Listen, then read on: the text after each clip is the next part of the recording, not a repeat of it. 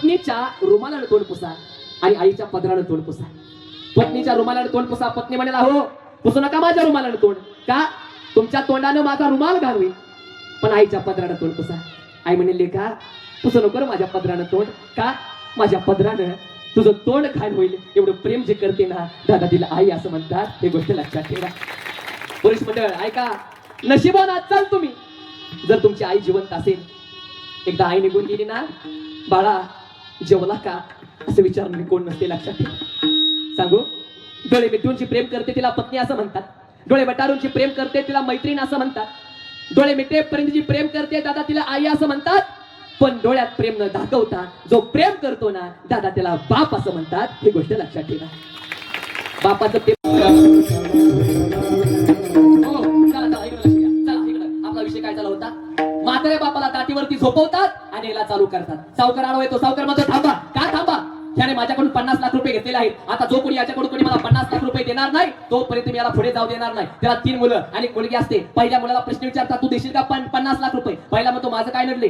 दुसऱ्याला मुलाला विचारतात. दुसरा म्हणतो ज्याने घेतले तर तो द्याला. तिसऱ्याला विचारतात. तिसरा म्हणतो त्यांनी दोघांना नाही तर दिलं मी का देऊ. पण ऐका वडगावकर, मुलीला प्रश्न विचारला जातो तायडे काय 50 लाख रुपये द्यायचे आहे देशील का? ऐका, मुलगी धावत जाते. सावकाराकडे जाते.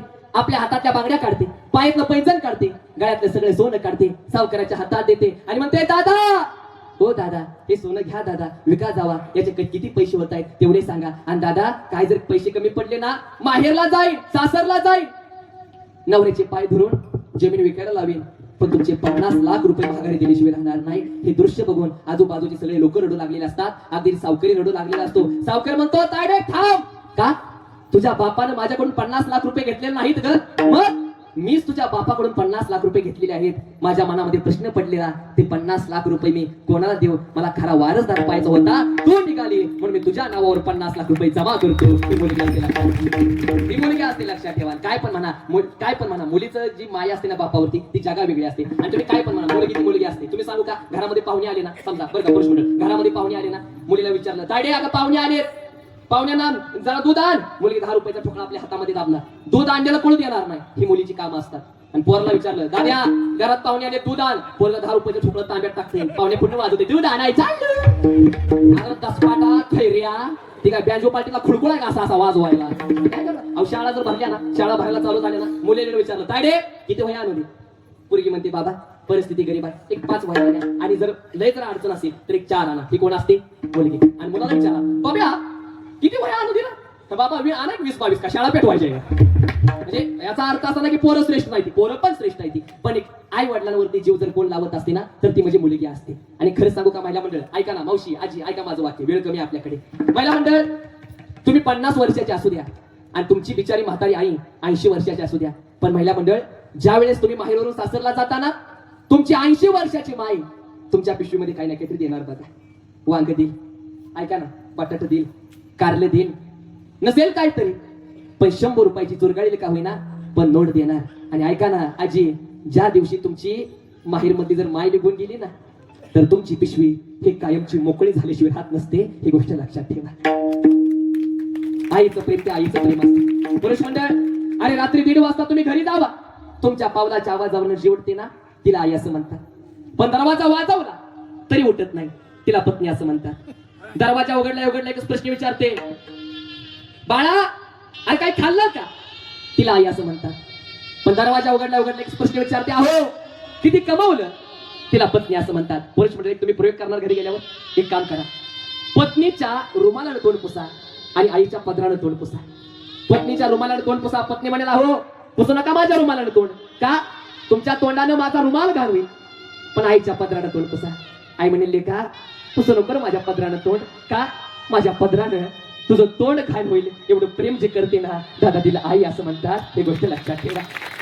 पुरुष मंडळ ऐका, नशिबानं चाल तुम्ही जर तुमची आई जिवंत असेल.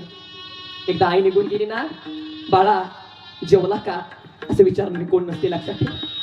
सांगू, डोळे मिटूनची प्रेम करते तिला पत्नी असं म्हणतात. डोळे बटारूनची प्रेम करते तिला मैत्रीण असं म्हणतात. डोळे मिटेपर्यंत जी प्रेम करते दादा तिला आई असं म्हणतात. पण डोळ्यात प्रेम न दाखवता जो प्रेम करतो ना दादा त्याला बाप असं म्हणतात. ही गोष्ट लक्षात ठेवा. बापाचं ते प्रेम ते बापाचं प्रेम असतं. काय असतं बापाचं प्रेम? नीट ऐका महिला मंडळ पुरुष मंडळ. तुम्हाला नाही माझं सगळं कीर्तन कळालं तरी चालेल, पण एक गोष्ट लक्षात ठेवा. काय असतं बापाचं प्रेम? अरे 2 वेळच्या जेवणाची जी काळजी घेते दादा तिला आई असं म्हणतात, पण आयुष्यभरच्या जेवणाची जो काळजी घेतो ना दादा त्याला बाप असं म्हणतात. गावभर पेढ वाटणारी आई प्रत्येकाच्या लक्षात राहते. मुलगा नोकरीला लागला म्हणून गावभर पेढ वाटणारी आई प्रत्येकाच्या लक्षात राहते, पण मुलाला नोकरी लावण्यासाठी 10-12 लाख रुपये डोनेशन भरणारा बाप मात्र कोणाच्या लक्षात राहत नसतो. अरे ऐका दादा, जीवनामध्ये बाप फक्त 2 वेळेस कळत असतो. पहिल्यांदा आपण कुणाचा तरी बाप होतो तेव्हा, आणि दुसऱ्यांदा आपला बाप ह्या जगाचा निरोप घेतो तेव्हा. ह्या 2 वेळेस कळतं की दादा बाप कोण असतो. काय असतं बापाचं प्रेम? अरे बापाचं बनेल फाटलं ना, फाटलेलं बनेल बाप गाठीनं बांधणार, पण मुलाला मात्र 4-5 हजाराचे चांगले कपडे घेऊन देणार. आजारी पडला बाप दवाखान्याला नाही जाणार, स्वतःचं दुखणं स्वतःच्या अंगावरती काढणार, पण मुलाला मात्र शिक्षणाला 1 रुपया सुद्धा कमी पडू नाही देणार. तो बाप असतो. पुरुष मंडळ ऐका, नशिबान आज सांग तुम्ही, जर तुमचा बाप जिवंत असेल आणि बापाचा फोन आला ना, पाया पुढे सांगेल कट कधी करत जाऊ नका, उचलत जावा. कारण बापाचा फोन कोणाला पण येत नसतो. ज्याचा बाप जिवंत आहे ना त्यालाच तो फोन येत असतो. बाप कधी कळतो? हरी हरी माझ्या डोळ्यातली आसव, माझ्या डोळ्यातली आसव कुणी मायेनं पुसताना, माझ्या डोळ्यातली आसव कुणी मायेनं पुसताना, उरी होत गालात दोया गोष्ट बापाची सांगताना, उरी होत गालात दोया गोष्ट बापाची सांगताना.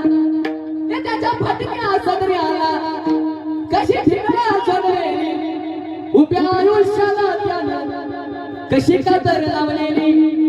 मला कसंच होत या, मला कसंच होत या कुणी बाबा म्हणताना, मला कसंच होत या कुणी बाबा म्हणताना, उरी होत गालात दोया गोष्ट बापाची सांगताना.